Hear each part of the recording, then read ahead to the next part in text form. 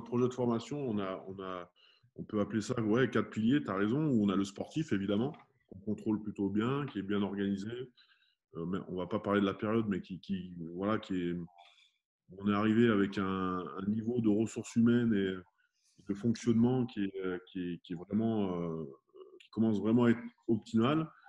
Accolé à ça, on a le pilier pédagogique, voilà, où aujourd'hui, sans manquer d'humilité, je pense qu'au Stade Français Paris, on ne doit pas être loin d'être les meilleurs sur ce qu'on propose en termes de, de panel de formation. On est hyper transversal sur la qualité de la formation. On est content parce qu'on arrive à être vraiment voilà, performant sur la partie scolaire. Voilà. Qui est aussi importante que la partie sportive pour nous, il faut le savoir. Le troisième, le troisième pilier, c'est le pilier citoyen. D'accord. Donc, nous, on a pas mal de jeunes mecs. On est souvent relais d'éducation ou même parfois complètement déjà éducateur ou dans l'éducation. L'idée de ce pilier, finalement, c'est de former des gamins avec des valeurs qu'on aime, voilà, qui font qu'on est arrivés tous dans ce sport et qu'on apprécie, et avec les valeurs propres à celles du Stade Français. D'accord. Et pour ça, on a notre projet hein, qui est global, qui s'appelle l'Esprit Rose. L'Esprit Rose, c'est être un jeune moins de 16 qui est joueur en à la mercerie, évidemment, mais aussi ambassadeur du club à l'école, avec ses parents, quand il va faire les courses, quand il est dehors. Voilà, c'est avoir l'esprit rose sans arrêt, l'esprit rose, c'est le savoir-être, le savoir-faire et le savoir. Et puis le quatrième pilier, c'est le pilier médical, voilà, qu'on doit améliorer, qu'on va améliorer parce que bah, c'est des jeunes et qu'il faut qu'on les prépare au mieux, sans les abîmer, avec un vrai suivi, avec un vrai accompagnement, avec voilà, aussi bien tout ce qu'on appelle, nous, l'entraînement invisible, tout simplement, c'est-à-dire la nutrition, la psychologie, la récupération, enfin, tout ce qui est, en tout cas, autour du joueur, mais qui n'est pas sur le terrain. Donc, et pour info, sur 30 gamins du centre de formation, il y en a peut-être que 3 qui vont signer un contrat pro. D'accord. Il y a peut-être que 10%, et pour les bonnes années, on va dire 20% qui vont signer un contrat pro. Les autres, on en fait quoi? J'en fais quoi après? Donc moi, ce qui est sûr, c'est que quand je fais signer un gamin au centre de formation, il y a une chose où je suis sûr, où je peux mettre ma main à couper à chaque fois, c'est que quoi qu'il arrive, sa formation professionnelle, il va la réussir. Après, je suis pas devin, c'est pas moi qui ai les cartes en main pour le rugby, c'est un potentiel, c'est à lui d'aller se chercher le truc, mais ce qui est sûr, c'est que la partie pro et péda, elle, on va la réussir ensemble.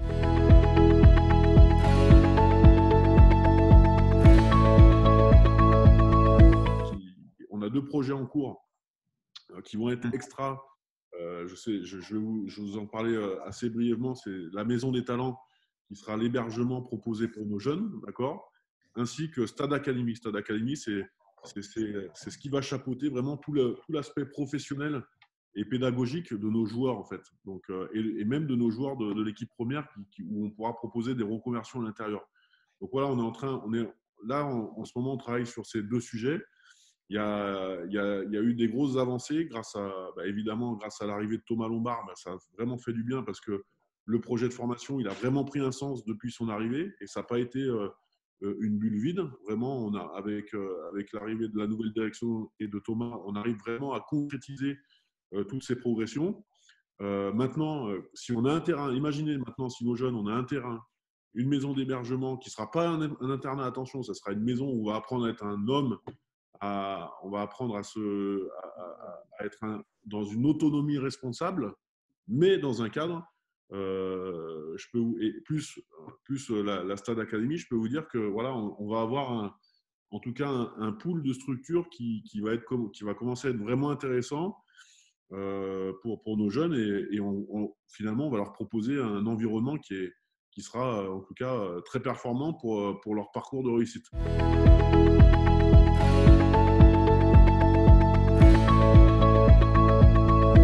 Je suis content de vous voir.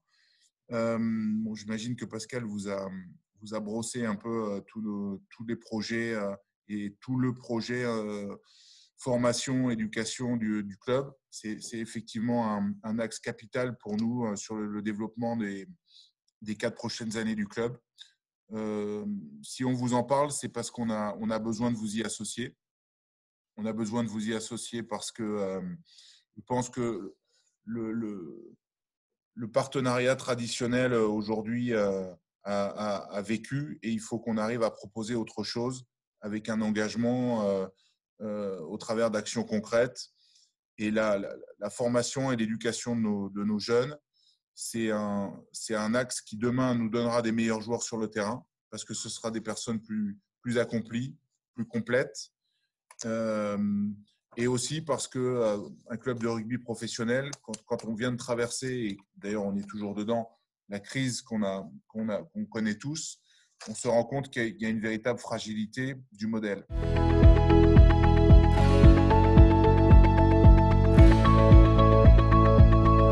On a besoin aussi d'avoir des gens qui nous soutiennent, qui nous entourent, qui nous aident pour pouvoir réaliser ces projets. Parce que tous ne sont pas faits forcément pour aller s'asseoir sur les bancs de l'université. Et à un moment, il faut qu'on soit aussi en capacité de leur dire, si tu ne vas pas à l'université, tu vas aller dans l'entreprise. Et cette entreprise, elle va te permettre d'apprendre un métier, de découvrir le monde réel et peut-être de savoir ce que tu pourras faire plus tard. Et je trouve que c'est un modèle un peu plus équilibré où on implique les gens qui sont autour du club et on arrive ensemble à co-construire un projet de vie pour ces jeunes.